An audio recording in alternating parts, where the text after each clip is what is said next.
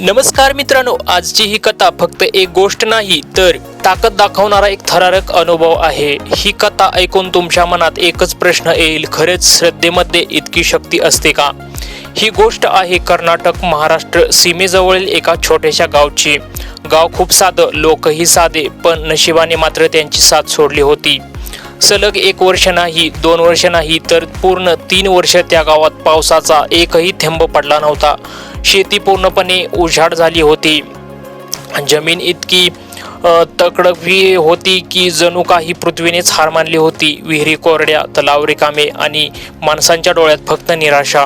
प्रत्येक घरात एकच चर्चा, आता पुढे काय करायचं, आपण कसं जगणार? अशाच एका दुपारी दूरवरून धुळीचा एक लोट उडताना दिसला। गावकऱ्यांचं लक्ष तिकडे गेले आणि पाहताच तर काय, बाळूमामा आपल्या मेंढ्याच्या कळपासोबत त्या गावात येत होते। मामांचं नाव ऐकून लोकांच्या मनात श्रद्धा निर्माण व्हायची। अनेकांनी त्यांच्या चमत्काराच्या कथा ऐकल्या होत्या, पण परिस्थिती इतकी वाईट होती की मामांनाही वाटलं इथे थांबणं शक्य नाही, कारण या मेंढ्यांसाठी चारा ना पिण्यासाठी पाणी। मामा गाव सोडून परत जाण्याचा विचार करत होते। तेवढ्यात गावकरी धावत आले। काही जण मामांच्या पाया पडले, काहींच्या डोळ्यात पाणी होतं। ते म्हणाले, मामा, आम्हाला सोडून जाऊ नका, तुम्ही आमच्यासाठी देव आहात, तुमच्याशिवाय आमचं काहीच नाही, आम्हाला मार्ग दाखवा, आम्ही कसं जगायचं? मामा शांत होते, त्यांच्या चेहऱ्यावर ना राग होता ना आनंद होता, फक्त एक गूढ शांतता। गावकऱ्यांनी एकमेकांकडे पाहिलं आणि एक कठोर निर्णय घेतला, जोपर्यंत पाऊस पडत नाही तोपर्यंत मामांना जाऊ द्यायचं नाही। आणि मग मामांना त्यांनी एका खोलीत ठेवण्याचं आलं। दार बाहेरून बंद करण्यात आलं। पहिला दिवस गेला, दुसरा दिवस गेला, तिसरा दिवसही संपला। गावकरी बाहेर बसून प्रार्थना करत होते। कोणी देवाचं नाव घेत होतं, कोणी मामांचं नाव घेत होतं। सगळ्यांच्या मनात एकच आशा होती की काहीतरी चमत्कार होईल। 4थ्या दिवशी सकाळी अचानक खोलीतून आवाज आला, दार उघडा।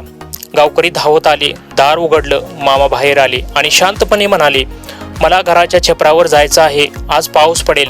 हे ऐकून सगळे थोडे थक्क झाले, कारण आकाश पूर्णपणे स्वच्छ होतं, एकही ढग नव्हता। पण तरीही गावकऱ्यांनी मामांच्या छपरावर नेलं।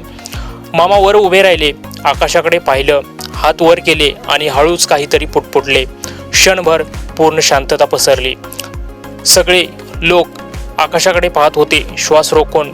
आणि तेवढ्यात क्षितिजावर एक छोटासा ढग दिसू लागला। लोकांनी डोळे चोळले, हे खरं आहे का?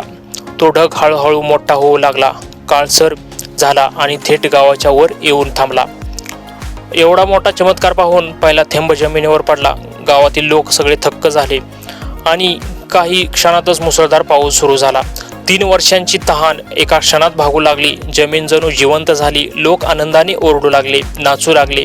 कोणी आकाशाकडे पाहून धन्यवाद देत होतं, कोणी मामांच्या नावाने जयघोष करत होतं, जय बाळूमामा, जय बाळूमामा। पण जेव्हा सगळे आनंदात होते तेव्हा कोणीतरी विचारलं, मामा कुठे आहेत? सगळे इकडे तिकडे पाहू लागले, पण मामा तिथे नव्हते। ते कधी गेले, कसे गेले, कोणालाच कळलं नाही। आणि सगळ्यात आश्चर्याची गोष्ट म्हणजे त्या घटनेनंतर मामा त्या गावात पुन्हा कधीच परत आले नाहीत।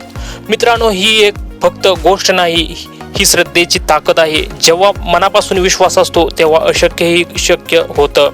जर तुम्हालाही बाळूमामांवर विश्वास असेल तर व्हिडिओला लाईक करा, चॅनलला सबस्क्राईब करा आणि कमेंटमध्ये नक्की लिहा, जय बाळूमामा।